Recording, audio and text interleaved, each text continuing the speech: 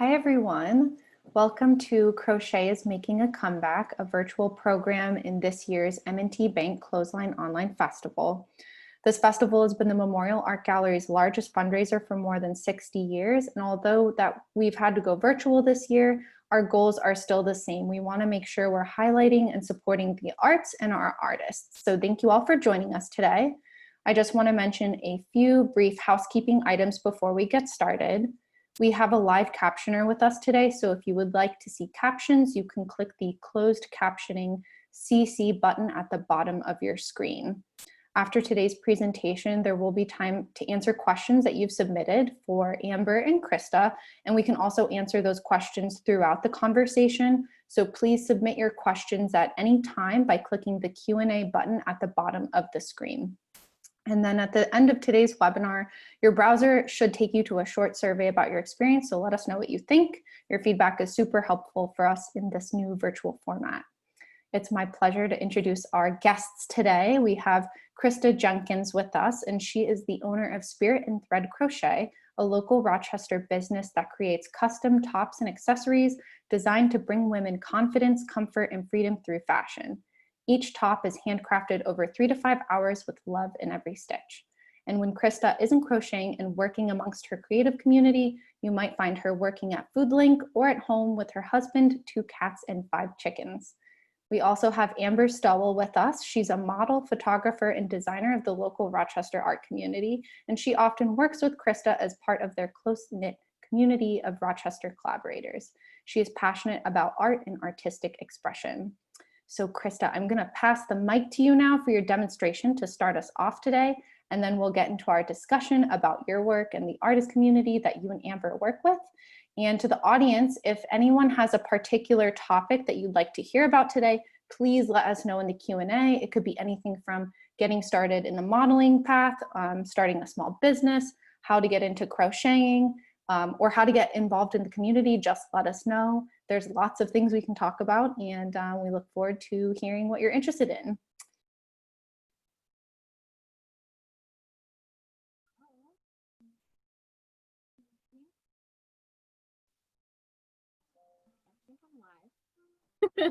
So welcome everybody. I'm so happy to be here. Thank you for having me, Bella, and the MAG community. It's quite an honor to be considered and to be part of this online festival in this virtual space. So I've never done a crochet demo before. I'm excited to try it with you guys, and thank you for your patience with me as we go. So we might have different experience levels with our attendees here. Maybe some of you are avid crocheters, maybe some of you are just interested in watching a scrunchie turn from a ball of yarn into an accessory, like pure magic. So we're going to get started here, and I'll do a brief demo, and then we're going to get into some questions about what Amber and I do. So I see Amber has her hook and yarn ready to go. Let's do this. So what you need today, a simple hair tie, a crochet hook, and for my yarn, because it is a bit thicker, I'm using this velvet yarn. I don't know if you guys have tried it, but it is all the rage these days, and it just creates a really fun product. I don't use it much in my crochet tops. I often use 100% cotton in those, but for the hair ties, it's just really fun. A great little throwback piece, so very soft and fun to play with too. So that's what I'm going to be using today. It is a bit thicker, and that's why I'm using a 5.75 millimeter crochet hook. So here we go. I'm going to walk through a demo, and if my screen isn't clear enough, or if there's any way I can make this experience better for you, please let Bella know, and she'll communicate that to me. So we're going to start with the end of our yarn here, and holding the end in your right hand and the end closer to the ball of yarn in your left hand. You're going to bring your thumbs together to create a loop, and now leave the end that you're holding in your right hand on top of the left hand. So we have a little loop here, a little circle.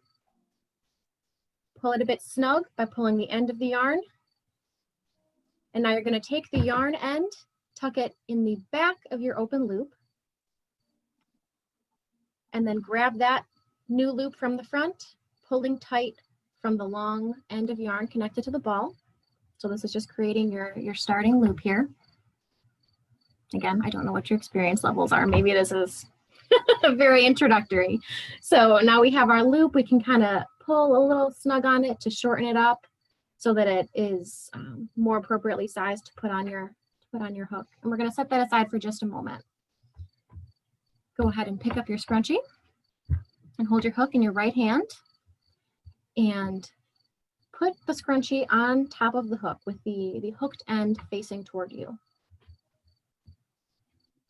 And now take the loop that you just created and you're going to put that at the end of your hook.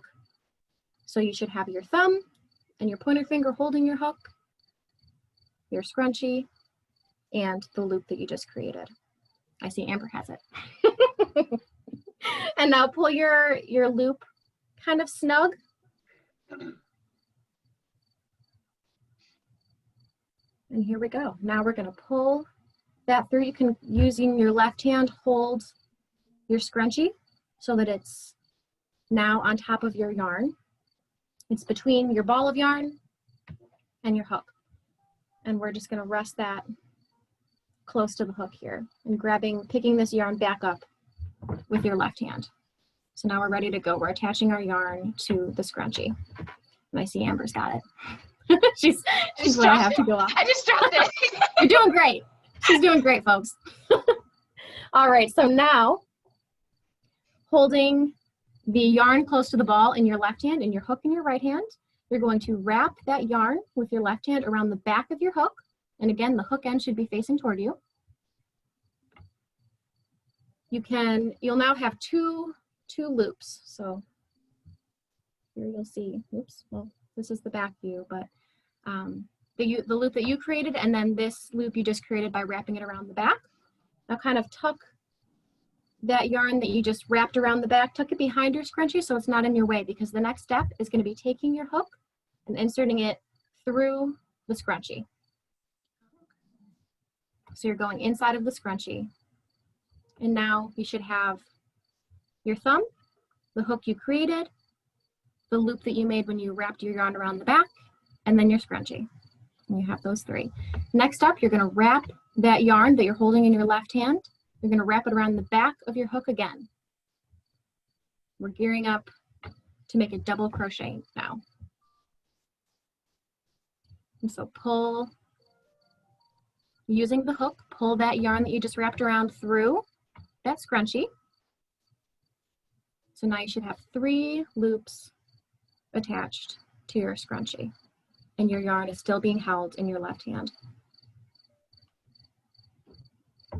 One more time, you're going to wrap the yarn in your left hand around the back of your hook. So now you have 4 loops. Did I lose you, Amber? Amber's my... If you're lost, please comment and Bella will. I got lost because my hook is stuck. Oh! How's everybody else doing? Have we had any confused comments, Bella? Are we all right to proceed? All right, we're gonna keep on going. I'm sorry, Yeah. Amber. We're leaving. It's okay. I think we're in good shape. All right, cool. So here's what we're looking at now. We have it wrapped around, and we're gonna do our first double crochet hook. And let the record show my cat just jumped on the table for the first time. Hopefully this doesn't become a problem. Get down. They will be making an appearance, most likely. So here we are. We're going to be grabbing that yarn we just wrapped around the back with our hook and pulling it through the first 2 loops on our hook, through 1 and through 2. So now we should have 2 remaining loops on our hook. We're going to wrap the yarn that we're holding in our left hand around the back again and pull it through the next 2 loops. And that's our first double crochet. So I'll walk us through the double crochet one more time, and then we're going to power through and start getting to questions. So the really remarkable thing is this beautiful scrunchie is just a bunch of double crochets. That is the power of crochet, folks. It's more simple. Usually it's more simple than it looks. And that's why I recommend it as a hobby for anyone. So here we are again. We have our hook attached to the yarn with this loop here. We are going to take the yarn in our left hand, wrap it around the back of our hook, tuck that yarn behind our scrunchie so it doesn't get in our way. Then we're going to take our hook and put it through our scrunchie, through the front of it, So now it's poking out the back. And we're going to wrap the yarn in our left hand around our hook again. Grab that yarn with the hooked end of our crochet hook and pull it through that scrunchie. So now we have 3 loops on our hook. Wrap the yarn around the back of your hook again and pull it through the first 2 loops, through 1, through 2. We're going to do that one more time. Wrap that yarn around the back of your hook and pull it through 1 loop and through 2 loops. So that's your double crochet. We're just going to do a bunch of those, and we're going to get started on our conversation here, and I'll pop it back up when we're ready to close the loop and finish your scrunchie.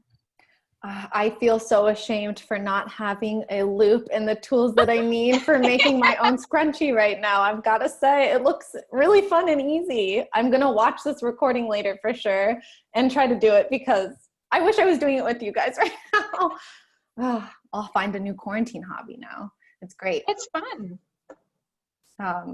And also the example that you already have made, it looks so nice. You know, scrunchies are also so in right now. So like, what a perfect time to learn how to crochet my own. Yeah, the velvet is nice. Well, I'm just going to get started with my questions for you guys. So Krista, can you tell us about how Spirit and Thread started, where your ideas for that came from? How did you start off with your company and why? Yeah, absolutely. So I started crocheting as a hobby, as most people do. I was crocheting hats, I was crocheting scarves, the usual items. This was in the fall a couple years ago, going into the winter. And summer came around. I was still deeply in love with crochet. Anybody that knows me knows that I am an achiever. I like accomplishing things. I like feeling productive. I like working hard. And so for me, it was challenging to sit and rest at the end of a long day. Maybe I'm sitting in a car ride for a while. I'm feeling a bit anxious because I feel like there's this wasted time that I could be doing something. Maybe I'm watching a movie or TV with my husband and our cats, and I'm feeling like I should be being productive. And that's just part of my personality, but I also need to rest like everybody else. And so crochet allows me to feel productive and to accomplish something and to be able to see the fruits of my labor while also getting the rest that I need.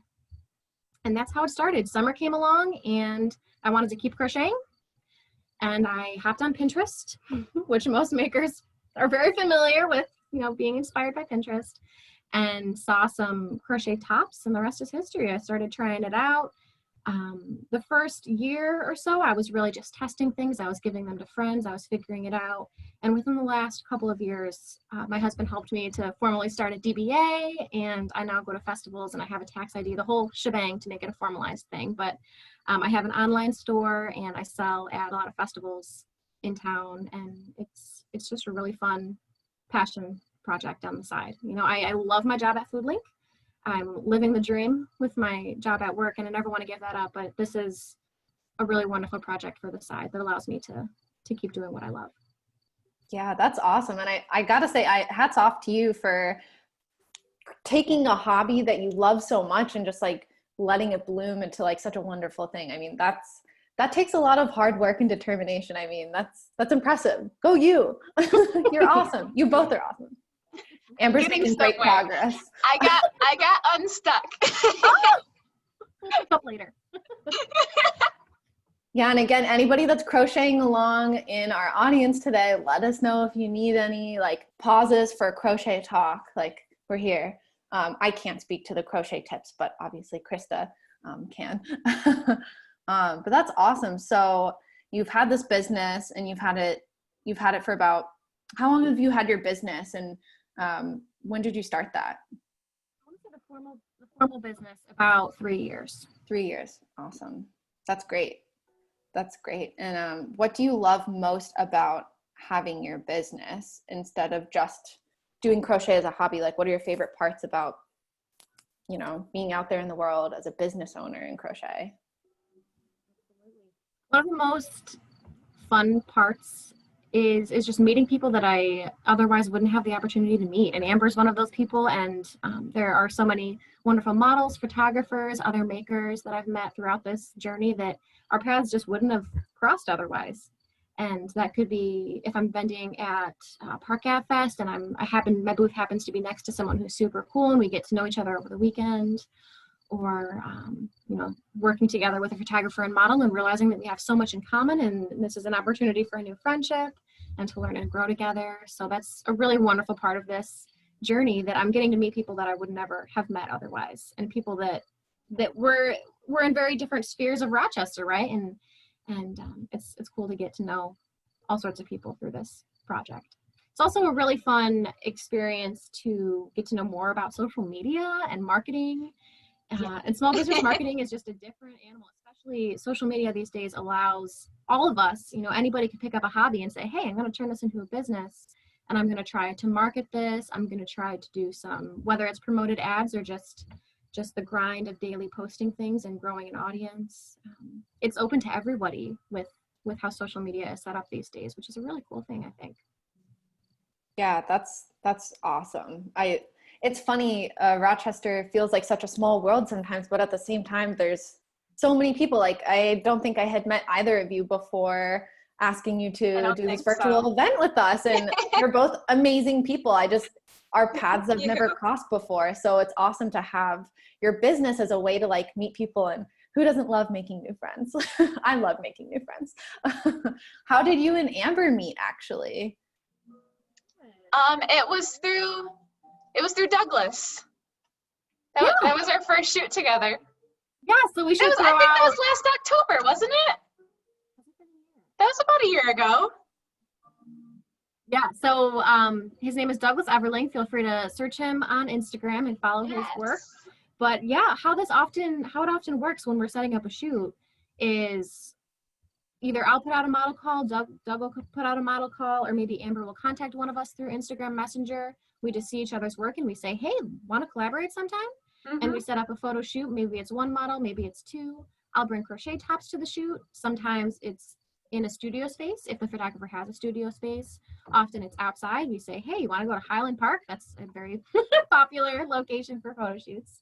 And this is really wonderful for everybody involved because we're just sharing audiences, we're sharing exposure, we're collaborating, and it gives me the ability to get beautiful photos of my tops to share. It gives Doug the opportunity to take photos to practice his skill and then to share those on his accounts. And it gives Amber the opportunity to continue to model, to build her portfolio, and to gain an audience with our audiences as well. Amber, do you want to chime in on that? I'm so focused right now. Amber's working hard on her scrunchie. Really hard on it. No, yeah, she is totally right. It is a lot of, happening to see the model calls, or when we met, it was actually, I believe Douglas just invited me to come to the shoot. So then I got to meet Krista because I was like, oh my gosh, I would love to do this. I love her work. So that was really fun. I was very excited to meet her. That's awesome. We've worked together so many times now. Amber and I have with a number of photographers, and that's the cool thing. You create those relationships, and then those are long-lasting relationships. And for this opportunity, I knew I was going to be on this program, and I knew Amber would be a really wonderful model to bring on because she models, she does photography. Apparently, she picked up crochet. She crochets. Yep. So it's a cool way. You say, hey, this is an opportunity that might be good for you, and I can recommend Amber for a project if I know a photographer is working on something. We all help each other out. It's a really cool community. Yeah, that's awesome. And I think you mentioned a great point too about how social media is a really valuable tool for making additional and new connections and broadening your network. And Rochester is such a special place for the creative community. I mean, it's unbelievable how much art and creativity is just like always going on in Rochester. I'm always blown away when I see a new artist or a new account on Instagram. It's like hard to keep up with, honestly. There's so much going on in Rochester. It's amazing. Krista, another question for you. So crocheting started as a hobby for you and now it's a business. Has turning crocheting into a business changed your relationship with it at all as a hobby as well? A great question. And it's something that I keep in mind as I continue this. business on the side. I love crocheting because of the self-care and the rest that it provides for me. And so I do have to ride that line. Sometimes I get a bunch of orders all at once and I do get a bit stressed because I don't want people to be waiting. And I really want to keep, although it is a business for me, I want to keep it so it is always enjoyable. And so far I've been fortunate that I've been able to do that. I've been able to keep up with orders in a way that I can spend an hour or two every night after work working on them, and I can keep pace with them. For me, it has still brought me the same joy that it did when I started it as a hobby, even though I had it in a business. And maybe even more so because it's much more fun to make a top knowing that it's going to somebody like Amber. Amber can model a top she's wearing right now. It brings me that much more joy when I'm making a top knowing that it's going to Amber. Amber ordered this top. Amber's going to wear it. She's going to look so cute in it. And it makes it more fun for me to make, right? I enjoy that creative process even more.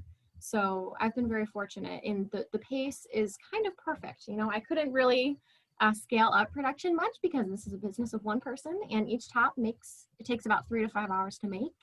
So if I got really, really busy, it actually might be a problem because I don't really have capacity to scale up, which is a unique place to be as a business owner. But I've been really fortunate. That's awesome. This is kind of a random question, but a lot of artists, I think a peak of their busy season for creating is getting orders ready for the holiday season. But your work is a lot of like summery tops and dresses. Is your busy period for creating and orders, is that actually like closer to like the spring season in preparation for summer? I'm making tops, even summer tops, all winter long. And I'm just preparing for the festival season and really trying to predict what items might be popular, trying to make sure there's a good number of colors available in different sizes in each style. So most of the winter is spent doing that. And then the summer is more busy for online orders. So say someone knows the particular style they're interested. Usually when someone purchases something online, it is being made to order because there are so many choices and it's customized particularly to that person.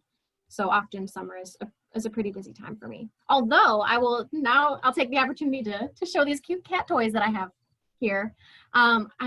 This winter, this is my first winter having crocheted cat toys. And so I'm anticipating these for being more popular for holiday sales than summer items. Little banana, look at that little smile, little bumblebee. So this is a newer item that I just started recently, inspired by my very own cats who are being well behaved, I must say. They're sitting next to me and they're not destroying anything. And so I do plan on making some of those for winter sales. They're very cute. Do they have catnip in them? Oh, very nice. Maybe if we're lucky, I can demonstrate before the hour is over. Bring one of my cats over. I have a friend who's obsessed with avocados, and I think she just got a cat recently, so I'll definitely have to send one to her. They're so cute. They are very cute. Cat size. Yeah. Also, I know I mentioned and we talked about social media a little bit and how Instagram is a really useful tool for networking new relationships and getting in touch with local creatives. But are there any other tools that you rely on a lot for your work and broadening your network in the community? Can you talk a little bit more about that? I'll answer and then I'll pass it over to Amber because she's, doing the same type of thing. This collaborative model that exists in the Rochester creative community, I think is better than any sort of paid Instagram ad or paid Facebook ad. If we work together, we then have 3 or 4 people all sharing the same photos and sharing those to their audience. And a friend of yours advertising a product is much more powerful than just scrolling by an Instagram ad, right? So we're really fortunate that having someone endorse your product as a partner in these collaborations is really powerful in getting the word out. And I attribute so much of my success to that. I have to give a shout out. Her name is Quinn Tyler. She's the first photographer that I worked with. And she was just a friend. She said, hey, I'll take some photos of your stuff in exchange for a top. And we did that, and the rest is history. I've been doing these photo shoots pretty frequently since. And not only are they super fun, but it's the best way to market in an authentic way. And for me, that's really where a lot of my success has come from. Well, pass over to Amber. I mean, for the modeling community, it's quite different than like the business aspect because my product is my body. So for me, it's more so, I know it's so weird to say. For me, it's more so like, you know, if I do get to work with new photographers, they're going to tell, you know, their friends, and their friends are going to be interested in booking me. And then, you know, on top of being a model, like, I'm sure it's a little bit chaotic for Krista, but like all the messages that you have to like keep up with and respond to and scheduling shoots, because she does do that. It's a lot to handle sometimes. But honestly, I think being a good person to work with makes it a lot easier for like a lot of us as far as modeling goes. I see you moving very quickly. What are you doing? Oh, I'm crocheting here. Wow, you're like almost Finishing. done. I was like, wait, but I'm not ready. I was going to ask if you guys think you could finish it by the end of our hour today, and it looks like you guys are blowing right through it. I'm so impressed. Yeah, I got this far. I just don't know what I do next. So I'm Amber's done. Here, we'll take this opportunity to pause and go to the next step because Amber and I are both there. So it's pretty full right now, right? But I prefer this kind of ruffled look. And so that requires putting even more than just really what fits around one level nice and neat. So what I do, I kind of tuck the ones that I've done, I smush them together on one end, and then I keep going. And that's how you get that ruffled look. So when you think you're done, you are not. You add more double crochets, you kind of smush them together on your scrunchie here. So it's not a second row, you just add more. Right on the same level, just still around the band. You're just exposing more of the band to work with. Yeah. I didn't know that. Now we keep on going. So now we're on the second My yarn layer. is a lot smaller than yours. You have a big yarn, don't you? Oh gosh, I think mine's 4. Okay. Mine is 5.75. So that's a great example that we can share. You can see how long my double crochets are, and Amber's look like they're a bit shorter. It's because she has a thinner crochet hook. Whoop, I dropped it. Don't unroll. So it's the crochet hook that's different in size? Like how small it is? Yeah, the gauge of the hook. So hers is 4 millimeters and mine is almost 6. It's just Yeah. Yep. that creates larger stitches. Wow, okay, cool. This is like crocheting 101 for me. I seriously, I'm gonna watch this recording later and be like, do it along with us. Well, thank you for the crochet break. I'm gonna keep going with my questions. So you recently partnered with local screen printer and designer Gods and Gladiators to screen print the Rochester logo on your crochet tops, and those tops are very cool. I love the Rochester pride. How did that partnership come about? So that's a perfect example of a meeting at a festival. Alex from Gods and Gladiators and I were vending next to each other, and we each noticed each other's work and we appreciated each other's work, and we said, I wonder if you could screen print on this crochet top. And he gave it a try, and we wanted to create a creative collaboration in some way. Like, how could we use this to do good in Rochester? We're using the Rochester logo. How can we highlight what's going on in Rochester in a positive way? And he chose Willow as the organization that we would be benefiting with this with a fundraiser. You know, a part of the proceeds of each top is a donation to Willow, and preventing domestic violence and supporting survivors is a cause that he feels deeply about and that I feel deeply about as well. And we've been working on that for about 2 years. You can visit the website and see some tops that are available. Each top is crocheted by me, and then I pass them over to Alex. He screen prints them, and so it's a bit of a longer process to create them.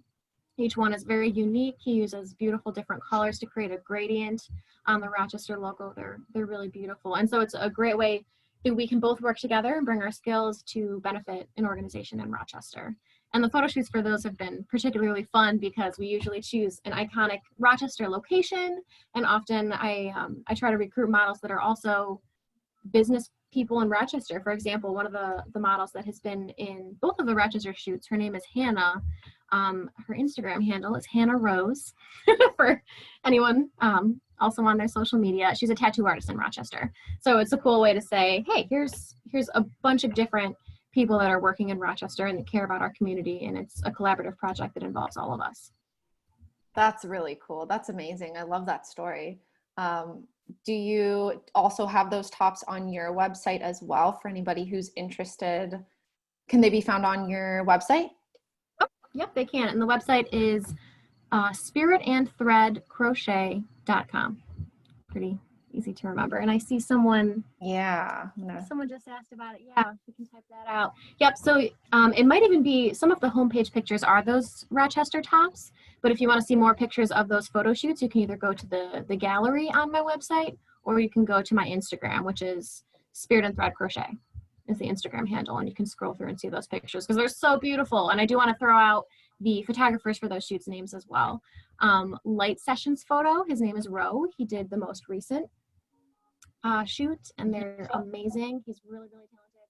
And the first Rochester printed shoot, the logos are orange and yellow. And the photographer for that was actually a young woman. She just graduated, or she's a senior now, but her name is Maddie Nguyen, and I can type that out at the end. But she was about 16 years old at the time, and she was the photographer with myself and 4 models, and she did an amazing job. It's all just about empowering women and highlighting creative people in our community. That's amazing. I love that. I know you also recently partnered with a local jewelry artist, Rerooted. Can you tell us about that partnership as well? Yes, and Amber's demonstrating some earrings right now, if you guys can see her screen. So her name is Tasha, and check her out on Instagram too. It's at Rerooted Rochester. She's super amazing. We were both participating in a fundraiser for Black Lives Matter, and that's how we met. I bought some of her earrings because I loved them and I wanted to support the fundraiser. And we started a conversation on Instagram. As many of these relationships go, it's just an Instagram message that we chat back and forth and said, hey, why don't we do something together? And Amber was one of the models for that shoot, and the photo for this presentation today is from that photo shoot. And she brought her jewelry. She brought earrings and necklaces. I brought tops. We worked with Ben Miller, whose Instagram handle is B Miller, is it underscore and then images? I can type it. Great. Yes, and we work with him really often. He's an amazing photographer as well.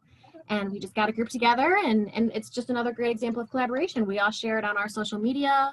I know that Tasha ended up using those photos on her brand new website. So it's so good for everybody.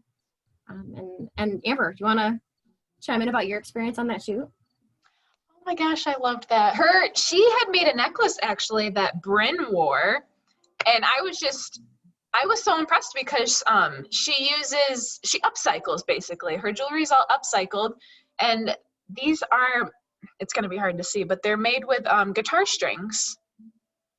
So that is a guitar string, and then she does the crystals, obviously. But the necklace that Bryn was wearing was made out of guitar strings, and I was just like, this is incredible, because I'm a musician, so I play guitar, and I was like, oh, well, when I have old strings, I'll just give them to you to make more jewelry. I found some today, actually. I was cleaning, and I found 2 boxes. So I have some strings to send to her. That's so cool. I would never know that those are guitar strings on your earring. It was crazy. The other pair, I have another pair upstairs. It was a red crystal, and it's actually the one that I'm wearing in the photo, I believe. I think I had the red ones on in that picture. But yeah, she just had them like wrapped up the same little kind of loop like these ones have, and the crystal was going through. I'm like, this is so cute. And it's so unique. Very unique. I never would have thought to make jewelry out of guitar strings. Yeah, I mean, me neither. I'm so surprised. I just figured they were regular, I don't know, I don't make jewelry, but like regular wire, right? Yeah. And just recycling and upcycling. I love that. It's amazing. Yes. How are we doing with our crocheting? I'm not doing it again, embarrassingly, but how are you guys doing? Amber? I'm doing good. I keep pushing it over. Exactly. Yep. And once you can't really push it over anymore, that's when you know that it's done. Yeah. Okay. So I'm getting there too. Just let me know when you get to that point, and we'll take another crochet break so you can show everybody how to finish the hair tie. But we're not there yet. Yeah, we're not there. One more question before we're there. Yep. I do have some questions for you, Amber, specifically about your modeling and photography that you do. Can you tell us, how did you start both as a model and as a photographer? What was your journey like to those two separate creative paths? So I began modeling 11 years ago when I was 15 years old. I joined Barbizon Modeling and Acting School. My parents got me into it. It was a big confidence booster. I've always been interested in acting because I was always in the musicals and the plays at school. I always did dance growing up. So it wasn't like something totally new to me because I've always been involved with that kind of like style, the acting and everything. So I began there. I did stop for a little while. I did a few commercials. I was in a Bob Johnson Chevrolet commercial 10 years ago. 10 years ago. And the jingle will forever haunt me. You have to send us the YouTube link for that, Oh, of course, now that you've it's on mentioned YouTube it. too. So I did that forever ago. I was actually, from about the time I was 16 until probably around like 22 or 23, I focused more on music because I am a musician. I was a singer-songwriter. I've put out 2 CDs. I performed at Warped Tour back in 2014. That was the coolest thing I ever did, by the way. Like my career went downhill from there. I was like, nothing beats this. But, and then I got back into modeling and acting again, I want to say in about like 2015. I did a few student films between people at RIT, SUNY Oswego, and then just like some side stuff. I would find stuff on Craigslist. It was safe, I promise. I promise it was safe. I've actually made a good friend. There was somebody I auditioned for his film, which we never did, but I have worked with him as a model a few times. And then as far as photography goes, I've always loved taking pictures. But I decided to take it a little more seriously about a little over a year ago. After having my daughter last year, I was not really wanting to get in front of the camera too much because I just, body images from that. So I decided to pick up the camera instead and teach myself a little bit more. I worked with Extravagance Designs, Naomi Smith, a lot. I absolutely love her. She is super talented. I am wearing her pants right now that she made because I love supporting small businesses as much as I can.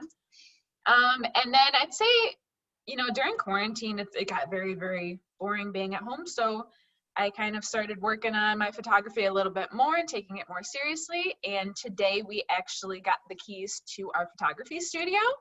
So it's been an exciting and anxious day because I'm kind of freaking out. I'm like, oh my gosh, did we really do this? Congratulations. Thank you. So I definitely want to, we plan on making bigger things, doing bigger and better things in the future. That's awesome. That's about that. I'm sure also learning the photography side of things is a very useful tool for you as a model as well. It just helps you understand probably like more about ways that you can utilize the camera to produce like an effect or, a different look depending on like film or digital, or there's all kinds of stuff involved with cameras that you could get into. So that's really cool too, that you can have like a deeper understanding of like how you want your images to look for your portfolio even. Yeah. Do you have any recommendations or tips for anybody who's interested in getting into modeling or photography or music, since you do all of them? For modeling, I would truly say a big thing, like you do want professional like practice. You do want to be professionally taught how to model. It's very important to learn your angles, to know, I don't want my hand to look like this in the photo, but I want it to look like this. You have to be very self-conscious of your entire body while you're at photo shoots, because you could be doing something weird with a limb and you're not even realizing it. As far as photography goes, like I'm still learning. I think, most photographers, even 25 years later, they're probably all still learning.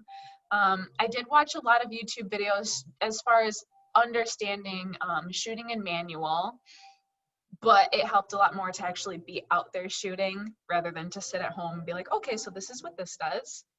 Currently, I'm learning about lighting and using the colored gels at photo shoots. So that's my next adventure, which It's a little bit difficult with the gels, but it's not too bad with the lighting. I'm getting better about it.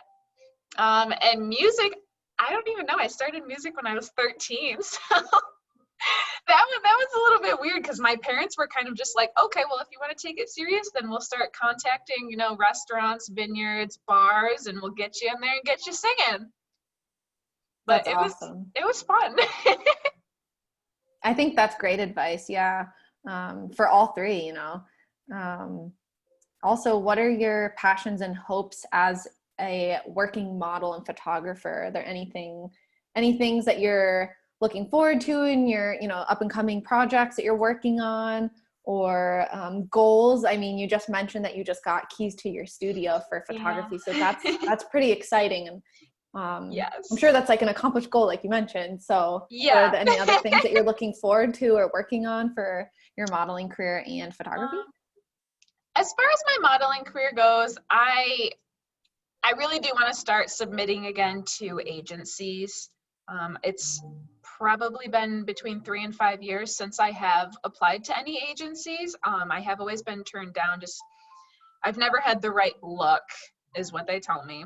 But the modeling industry has shifted so much in the last few years that they're allowing a lot more diverse looks to come in. So I'm hoping that, you know, I'll find something somewhere. And then as far as like the photography goes, I want to start submitting a lot more to magazines. I personally want to start doing more editorial and like high fashion and very artistic photo shoots. It's something I'm very passionate about, as well as working with more brands. Because again, I just love to support the small businesses, help people's dreams come true. That's awesome.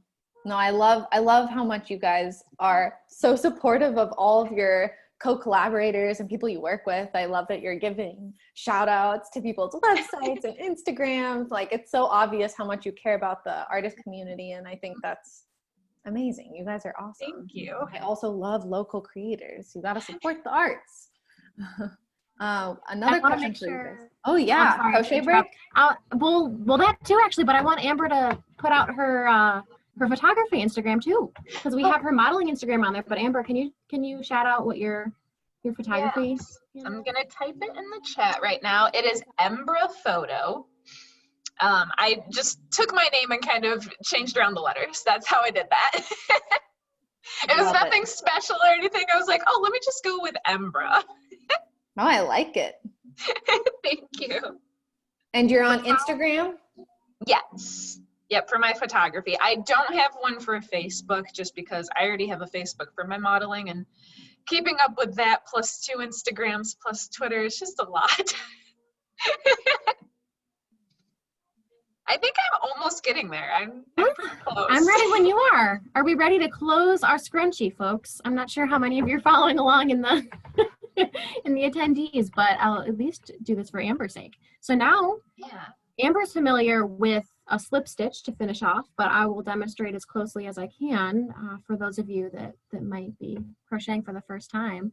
So we're going to take the pointy end of our hook, and we're going to find the very first stitch that we did on our scrunchie here. So this is the very first loop. You can kind of see the end here. We're going to insert our hook through that stitch. There are kind of 2 pieces to it on the top. Stick your hook through there. Should look like this. And now wrap your yarn around the back of your hook again and pull it through that stitch as well as the first loop, through all the loops on your hook. Kind of tie it a little snug here, and that's it. You can cut off your string, and now feed that little loose end through your open loop. I like just reaching through, grabbing the loose end, pulling it tight, and that's it. Then you have the silly final touches of sewing these ends in, which every fiber artist knows that's like the worst. But it's a necessary part of the job, so you'll just sew those ends in, and then it'll end up looking like this. And there's your scrunchie. Amazing. Do you sew those in with like a normal needle and thread for those of us that are So clueless.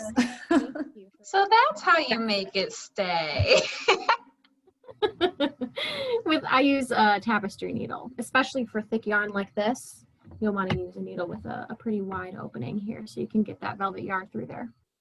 And sew it through. I usually go in one direction, then go back a couple of times just to make sure that it's really secure. Another question, what if when we're doing our double crochets as we're finishing up, we mess up a loop or something like that? I am just thinking about myself. I will totally mess it up later. How do we fix that?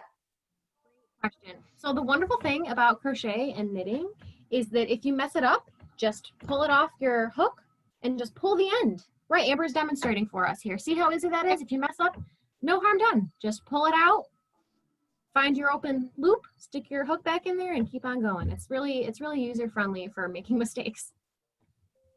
I think I'll be able to handle it later, hopefully. I'll let you know. We'll find out, and I will let you know.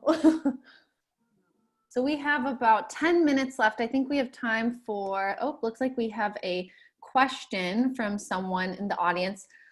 How hard is it to begin crocheting if it's your first time? Is this an easy project to start off with?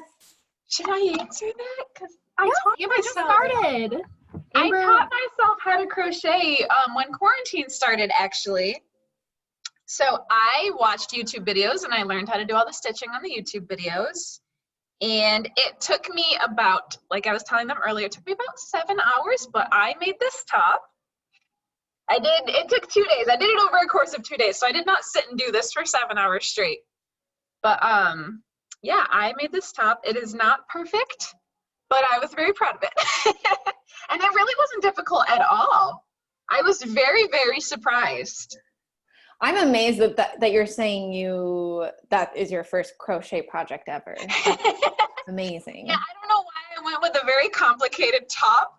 It was beginner friendly. It did say it was beginner friendly, so that's why I went with it. But it's got the cute little like centerpiece, pretty much, and then the back is it's a corset style. But I made it a little bit too big, so I have it completely tied all the way up. But it is a corset style back.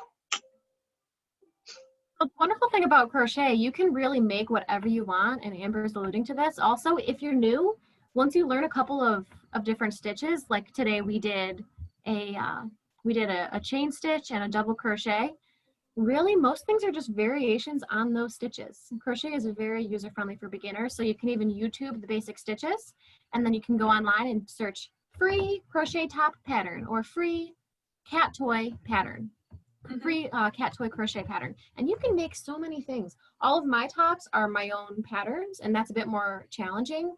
You know, if you can look at something that's like after you spend a bit of time, yeah, you can say, hey, I see a picture of that thing that looks cool, I want to make it. That comes with a bit more time, but to just start crocheting things, there's so many resources out there between YouTube videos, instructions on patterns, so it's very easy to pick up and get started. Highly recommend. I cannot speak highly enough of it as a hobby. I've been crocheting for years, and I still look forward to crocheting every single day. It has not gotten amazing. That shows how good of a hobby it is. It's a lot of fun here. We have another question. How do you choose your patterns, and how hard is it to stay ahead of the trends? And especially now that crochet is making a comeback, like in our title.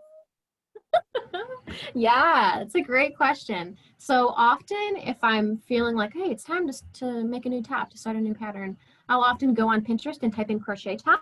And often they're not, some of them are people's patterns, you know, but usually I'm just looking for what, maybe it's Urban Outfitters, you know, maybe it's, Amber might be better at naming brands than me. Popular clothing brands that are putting out.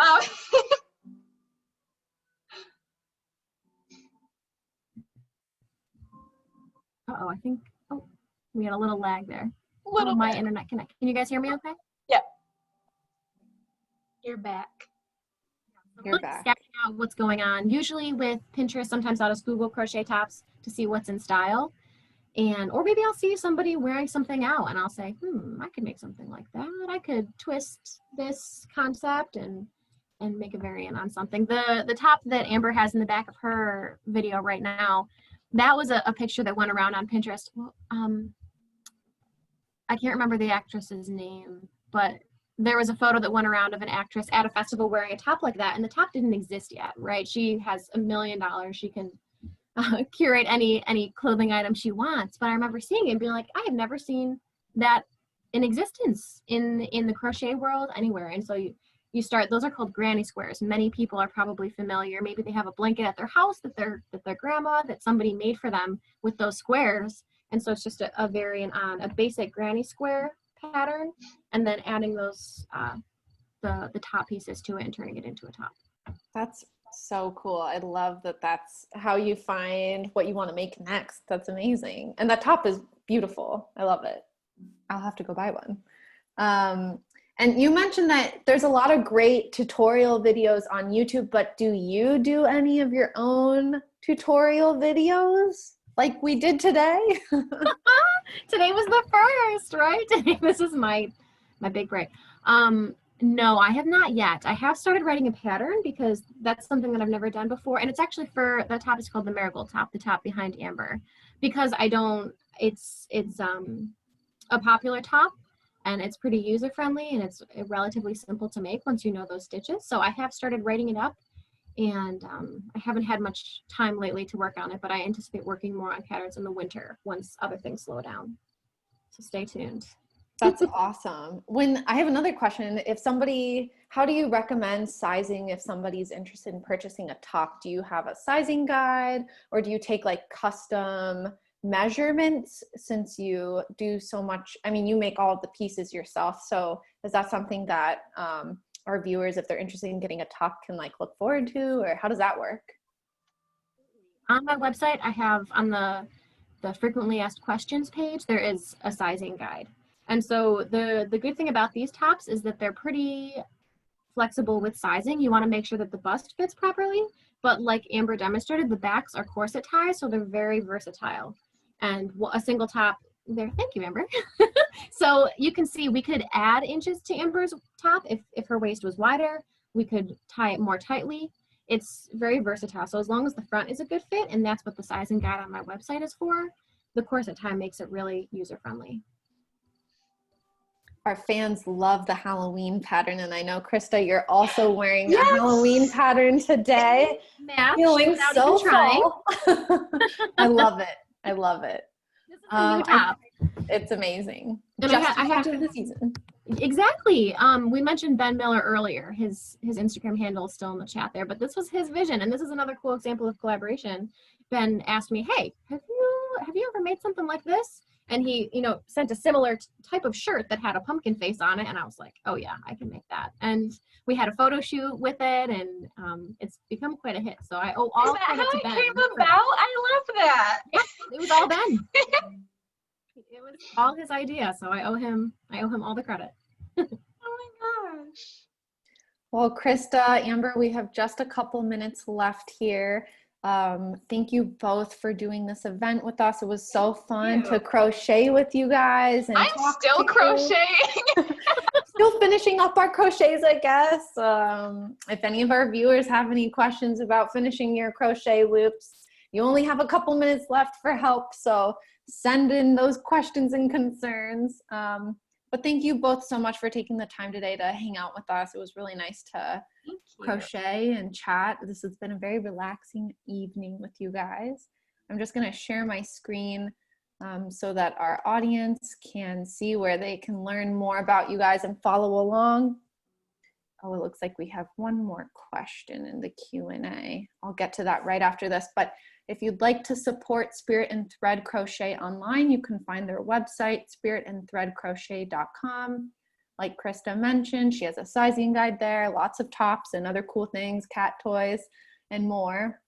So be sure to check out her work online, and you can also follow Amber's creative career as a model at her Instagram, and we sent her new Instagram out about her photography career, so be sure to check that out as well.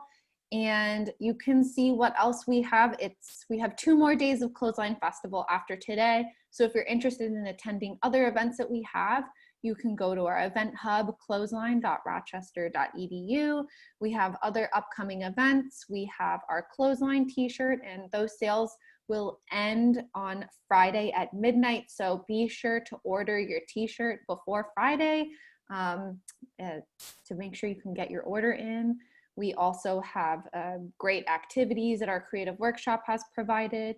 You can vote for your favorite 2020 participating artist to win a Visitor's Choice Merit Award for this year, which we'll be announcing on our Friday Merit Awards announcement. So stay tuned for that.